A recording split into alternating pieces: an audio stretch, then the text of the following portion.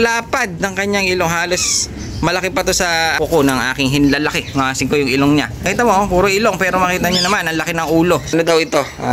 Stencil. Ngasin ko yan, ang ganda niya. Meron din siyang lace, kaso baka hindi pa siya lugon. Medyo madalang ako makakita ng off-color na rare na Borga. Isang pair na opal saddle. Wala tayong ganyang kulay. Napakaganda.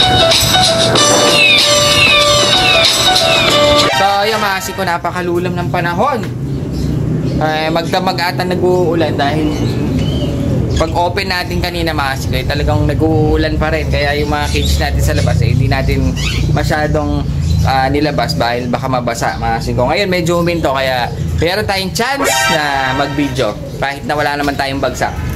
Wala kaya talaga. Yan ang aabangan nyo mga singko. Dahil kahit pa paano nakakuha tayo ng konting mga ibon. Mga singko, nakabili tayo ng konting mga ibon.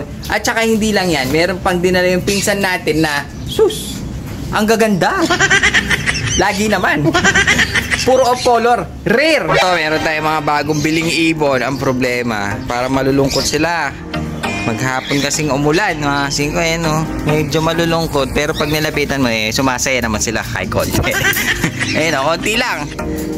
Meron tayo dito black, blue bar. Ang ganda nitong blue bar, parang red bar siya. Ayun, ganda.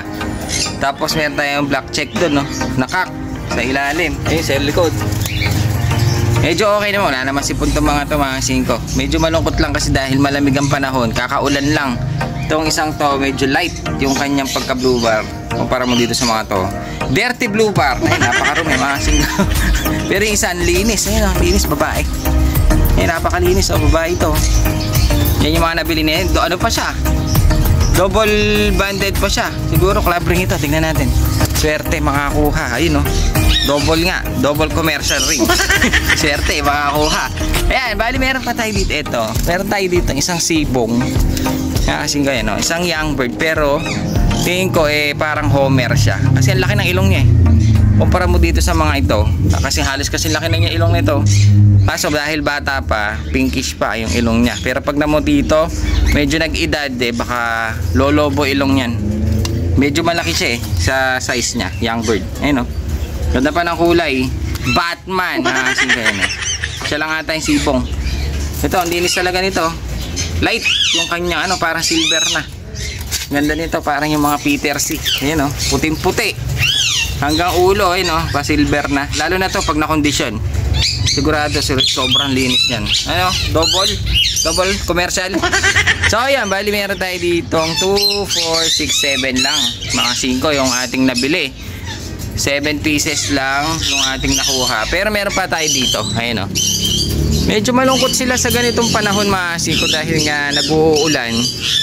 Sunod-sunod mga singko yan, ayun, basa yung ating mga naglulumot na yung ating flooring sa sobra ulan. Ito meron tayong gray cell na jackpot.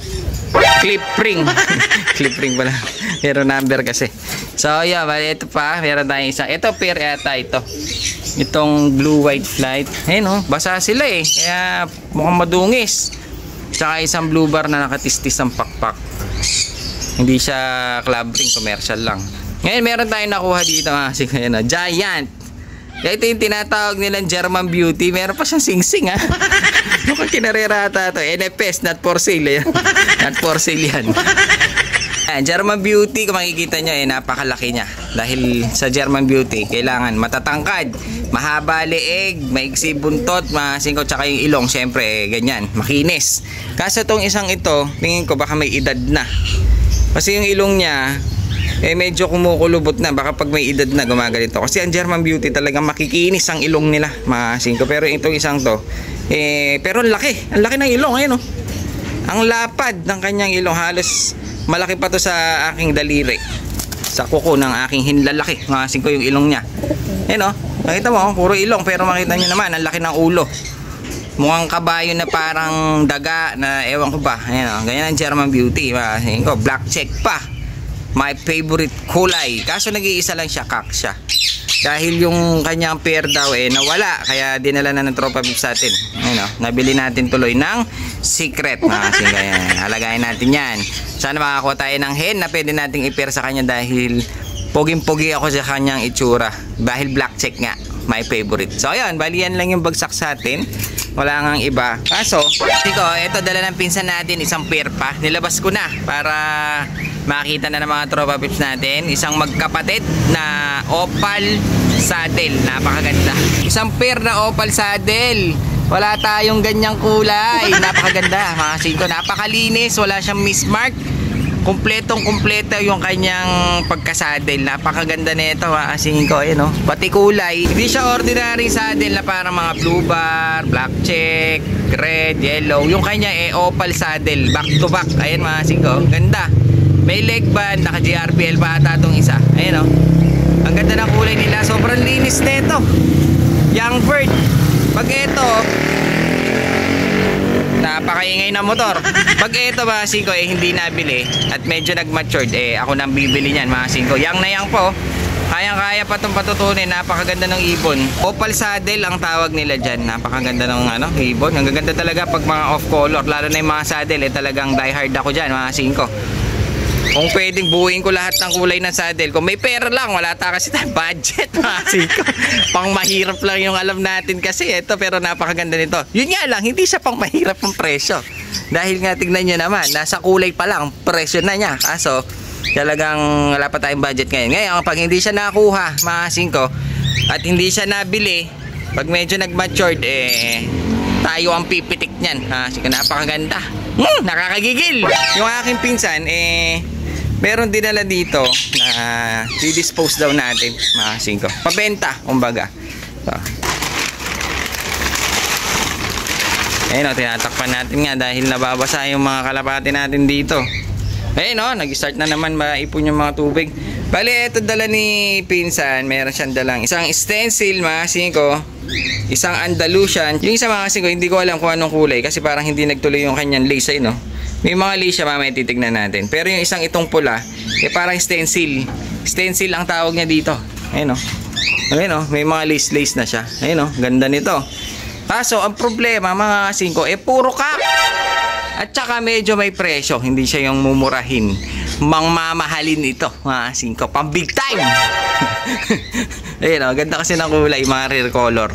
Yan ang mga hilig ng pinsan natin mga singko na si Louie Muldong. Si Fast Skill Fast Skill yan dahil pag umiinom kami sobrang bilis niya uminom.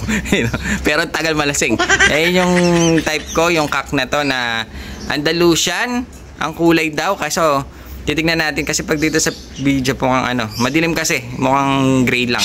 Pero pag ilabas natin mamaya yan baka maganda. Pero yung isang yun hindi ko alam kung anong kulay. Silipin natin. Yung dala ng pinsan natin, hindi ko lang alam kung ano talaga ang eksaktong kulay niya. Kasi yung mga lace niya mga singko, yan o, ganda nyo. Hindi siya nagtuloy. Ayun, makikita nyo meron na sa taas. Kaso baka pag naglugon mabuo yung kulay niya na parang ganyan-ganyan mga singko. Ayun o. Ganda rin niya. Ayun o. Kaso hindi ko talaga alam kung anong kulay. Ngayon silipin natin yung dalawa dito. Ito naman yung isa. Ayun o. Parang red lace. Ayun siya. Stencil. Mga singko. Ayun o. Ganda niya o.